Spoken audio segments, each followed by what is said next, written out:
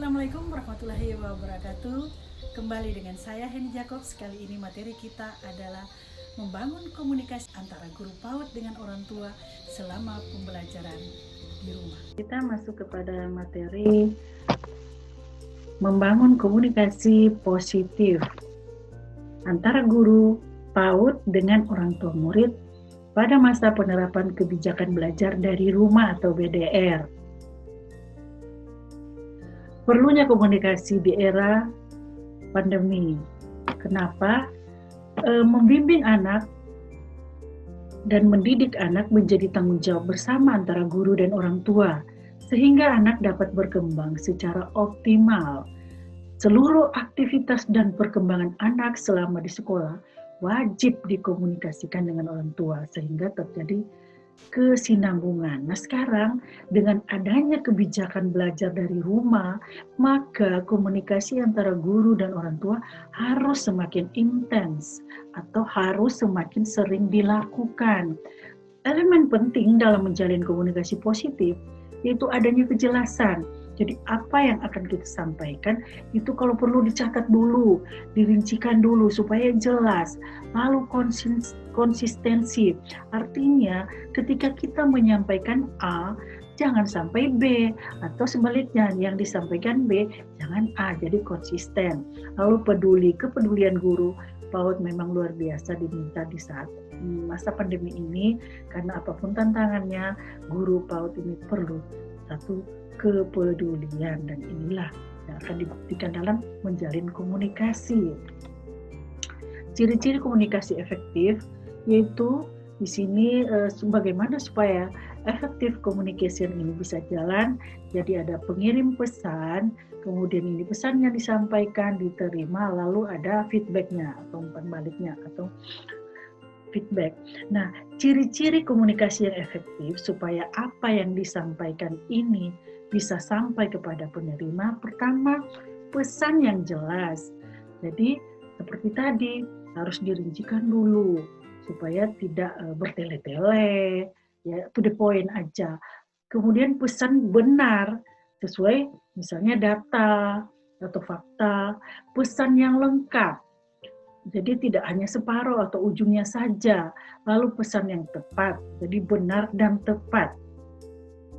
Keandalan artinya ini memang benar-benar sesuai dengan apa yang kita ketahui, dan kita memiliki pengetahuan tentang apa yang akan kita sampaikan.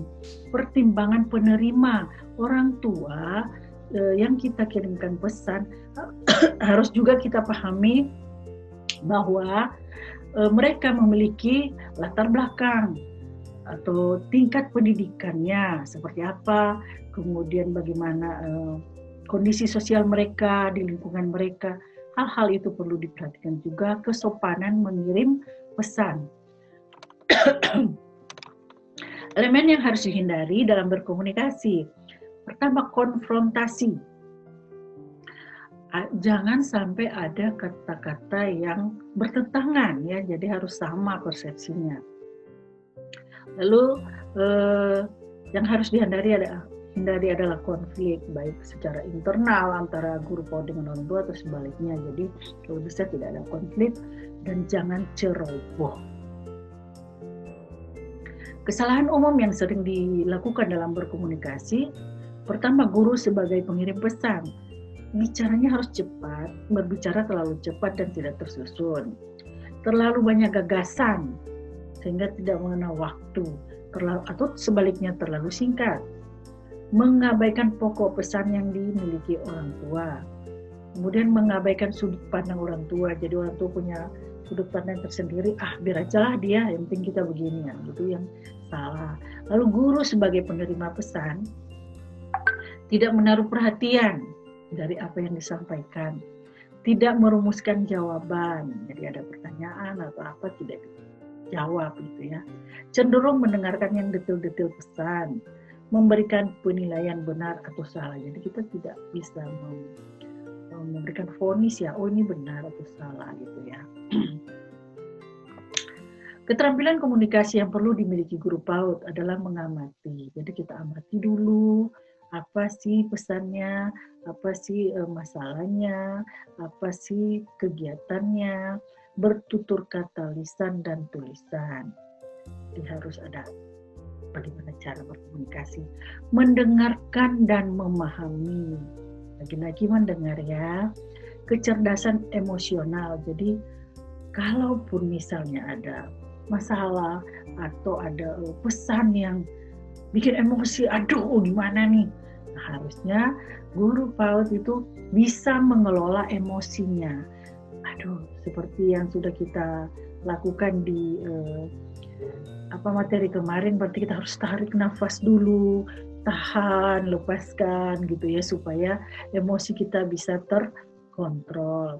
Self efficiency atau keyakinan diri, self efficiency, keyakinan diri yaitu kita harus bisa meyakinkan diri kita bahwa kita bisa gitu ya menangani konflik ini, atau kita bisa melakukan kegiatan ini walaupun orang tuanya seperti ini gitu ya. Jangan mengeluh dulu, aduh tak bisa, orang tuanya tuh garang atau gimana ya, tapi kita yakin kita bisa mengatasinya. Nah, percaya diri, tadi kalau sudah yakin tentu kita percaya diri, memiliki rasa hormat. Kemudian komunikasi nonverbal. Jadi dalam komunikasi ini secara teori itu ada komunikasi verbal dan nonverbal. Komunikasi verbal itu apa yang kita bisa sampaikan secara langsung, misalnya dalam pembelajaran daring atau pembelajaran langsung di sekolah. Nah, sekarang permasalahannya karena anak belajar di rumah, maka komunikasinya menjadi ada komunikasi nonverbal, di mana apa yang kita sampaikan itu hanya berupa tulisan. Jadi komunikasi nonverbal itu bisa melalui tidak langsung, jadi ada tulisan ataupun dengan bahasa tubuh. Misalnya kan kalau kita marah itu, walaupun kita tidak bilang marah, tetapi dari body language atau dari ekspresi kita kelihatan marah, itu merupakan salah satu komunikasi nonverbal, karena orang bisa melihat pesan-pesan yang terlihat dari gestur tubuh kita. Itu dia ya. Kemudian pemilihan media yang tepat. Apa yang kita sampaikan, misalnya bisa SMS atau WhatsApp gitu ya, atau melalui catatan. Jadi kita tinggal memilih yang tepatnya seperti apa. Memberikan umpan balik, jadi memberikan respon balik dari pesan-pesan yang disampaikan. Dampak komunikasi positif adalah pemahaman yang sama, karena kita sama-sama membaca, sama-sama melihat, sama-sama mengamati, sama-sama mendengar, kemudian kesenangan karena diinformasikan itu baik gitu, mempengaruhi sikap. Jadi kalau kita penyampaiannya bagus, lalu apa yang kita sampaikan dengan tutur kata yang sopan, cara berkomunikasinya bagus, lalu maksudnya dari gestur tadi bagus, jadi ini Bu ya, gitu kan, dari situ aja sudah terlihat kita tidak respon, tidak peduli gitu ya. Ibu, ini ya informasi untuk kegiatan Ananda kita di minggu ini, ya kan, mempengaruhi sikap kita. Hubungan sosial yang baik, jadi walaupun mungkin orang tuanya itu merasa aduh gimana, tetapi kita tetap menjalin komunikasi, menjalin hubungan sosial yang baik. Kita sebagai guru tadi dikatakan harus peduli, jadi apapun itu menjadi tantangan tersendiri bagi kita. Lalu kita memberikan tindakan atau feedback dari komunikasi-komunikasi yang sudah kita lakukan. Beberapa kesalahan umum yang sering dilakukan sehingga komunikasi tidak efektif. Jadi, guru sebagai pengirim pesan berbicara terlalu cepat, tidak tersusun, terlalu banyak gagasan, terlalu pendek, mengabaikan pokok pesan, kemudian tidak menyesuaikan dengan sudut pandang penerima. Guru sebagai penerima pesan harusnya tidak menaruh perhatian kepada pengirim. Maksudnya ya, jadi misalnya kalaupun memang pengirimnya bahasanya tidak baik, kita tidak perlu diperhatikan betul, atau sebaliknya dia terlalu lebay gimana, jangan pula gimana gitu ya. Jadi ya biasa saja. Sudah merumuskan jawaban sebelum mendengarkan keseluruhan. cenderung mendengarkan yang detail-detail, bukan keseluruhan pesan ya.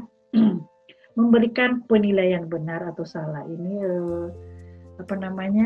sebenarnya ini kesalahan-kesalahan ya, tidak menaruh perhatian ya. Jadi di sini artinya ada komunikasi positif ya. Sebagai guru sebagai penerima pesan seperti itu. Lalu media penyampaian pesan. Telepon, SMS, WhatsApp. Tahu kan, mana yang lebih nyaman? Kalau orang tuanya nggak bisa WhatsApp, ya udah kita telepon. Kalau bisa SMS, kita WhatsApp, atau sebaliknya kita sesuaikan dengan kebutuhan dan kondisi yang ada. Tips komunikasi yang efektif, pesan mudah dipahami. Tadi kan udah kita tulis rapi, udah kita susun berdasarkan fakta, sesuai dengan yang benar dan tepat gitu ya. Pengirim harus memiliki kredibilitas di mata penerima. Jadi kita harus punya tunjukkan bahwa kita ini guru, maksudnya bukan juga sok-sokan, tapi setidaknya ini loh Bu, kita sangat peduli dengan perkembangan Ananda. Jadi apa yang kami sampaikan ini adalah untuk kebaikan Ananda kita gitu ya. Sehingga dia percaya.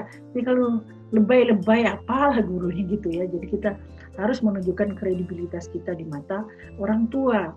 Kita harus mendapatkan umpan balik secara optimal tentang pengaruh pesan terhadap penerima. Jadi adanya kepercayaan kepada komunikator dan daya tarik komunikator menjadi kunci komunikasi efektif selain faktor kejelasan tadi. Jadi kita harus meyakinkan apa yang kita sampaikan sehingga penerima pesan, dalam hal ini orang tua, itu bisa yakin, oh ya, itu benar apa yang disampaikan gurunya. Beberapa kesalahan umum.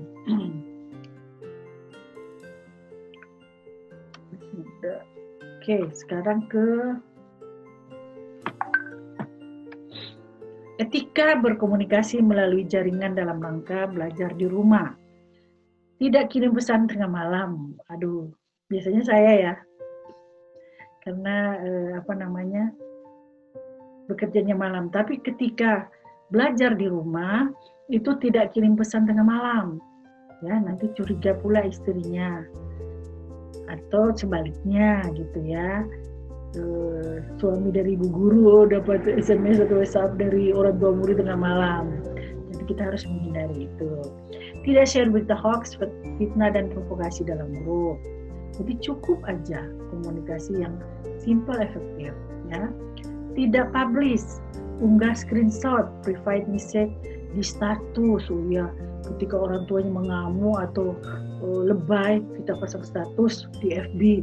Nih, orang tuanya kok kayak gini gitu ya, itu tidak boleh. Gunakan kata bahasa yang sopan dan pantas serta mudah dipahami oleh orang tua. Hindari menggunakan singkatan. Ini kadang-kadang banyak nih, karena mau cepat gitu. Jadi ya udah ini nih. Padahal orang itu belum tentu paham dengan yang disingkat, karena yang menyingkat tuh dia punya, dia tahu apa yang disingkatnya. Jadi berpikirlah sebelum menulis. Makanya tadi dibilang, sebelum kita membuat catatan, kita harus urutkan dulu apa saja yang harus ditulis. Contoh komunikasi positif antara guru PAUD kepada orang tua murid. Ayah bunda yang baik. Hari ini tema bermain kita bersama Ananda tercinta di rumah adalah rumahku, taman bermainku. Ayah bunda dapat mengajak Ananda melakukan kegiatan bersama. Misalnya menanam bunga kesayangan, menghitung daun-daun yang ada di halaman, melukis, menggambar, atau merangkai tanaman yang ada di kebun, membersihkan kebun bersama keluarga. Bila Ananda tidak tertarik, beri semangat dong, lalu dorong. Namun, bila Ananda menginginkan kegiatan lain, ikuti minat Ananda. Melalui bermain di rumah menjadi menyenangkan. Jadi tidak kaku ya, hari ini di tema tanaman, aduh anaknya nggak mau, dia mau main hewan, ayam gitu ya, nggak apa-apa gitu ya. Tolong amati dan fotokan kegiatan Ananda lalu kirim ke WhatsApp group untuk catatan perkembangan Ananda. Terima kasih. Jadi jangan lagi, Bu, masa apa, Bu? Oh iya, Bu, kemana hari ini gitu ya. Nggak usah seperti lebay kali. Oke, contoh komunikasi yang tidak mudah dilaksanakan dan sulit dipahami. Misalnya nama lembaga.